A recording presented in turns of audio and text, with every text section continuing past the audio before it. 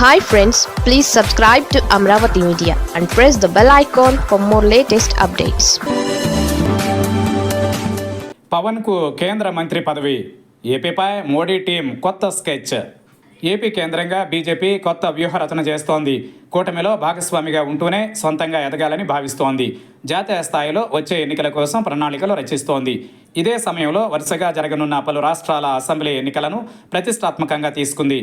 ఇక దక్షిణాది రాష్ట్రాలలో బలం పెంచుకోవడం కీలకంగా భావిస్తున్న బీజేపీ కొత్త ప్రణాళికలు సిద్ధం చేస్తోంది.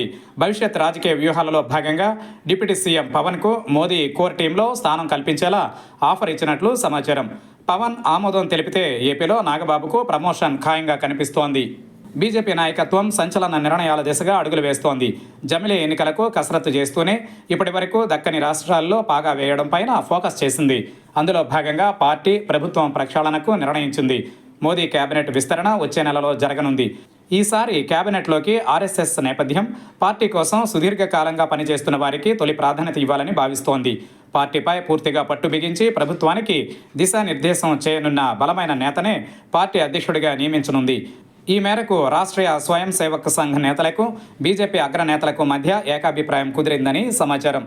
కేంద్ర కేబినెట్ విస్తరణలో భాగంగా ఏపీ నుంచి పవన్కు అవకాశం ఇవ్వాలని బీజేపీ భావిస్తోంది. 2024లో అధికారంలోకి వచ్చిన తరువాత టీడీపీ నుంచి ఇద్దరికి మంత్రి పదవులు దక్కాయి. కానీ జనసేన మంత్రి పదవి తీసుకోలేదు.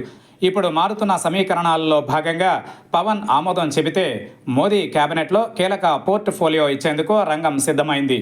పవన్ ఏపీలోనే కొనసాగితే మోదీ రాజకీయ కోర్ కమిటీలో పవన్కు అవకాశం ఇవ్వనున్నారు. తమిళనాడులో గెలుపు బీజేపీ ప్రతిష్టాత్మకంగా భావిస్తోంది. కొంతకాలంగా పవన్ సైతం తమిళనాడు కేంద్రంగా వ్యూహాత్మకంగా వ్యవహరిస్తున్నారు.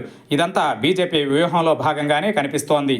పవన్ అంగీకరించి కేంద్ర కేబినెట్లోకి వెళితే ఆయనకు తమిళనాడులో సహా బాధ్యతలు అప్పగిస్తారని చెబుతున్నారు.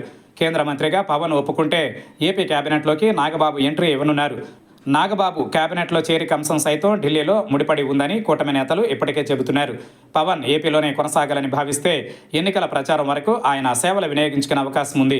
పవన్ బీజేపీ కోసం ఇతర రాష్ట్రాల్లోనూ ఎన్నికల ప్రచారం నిర్వహించారు.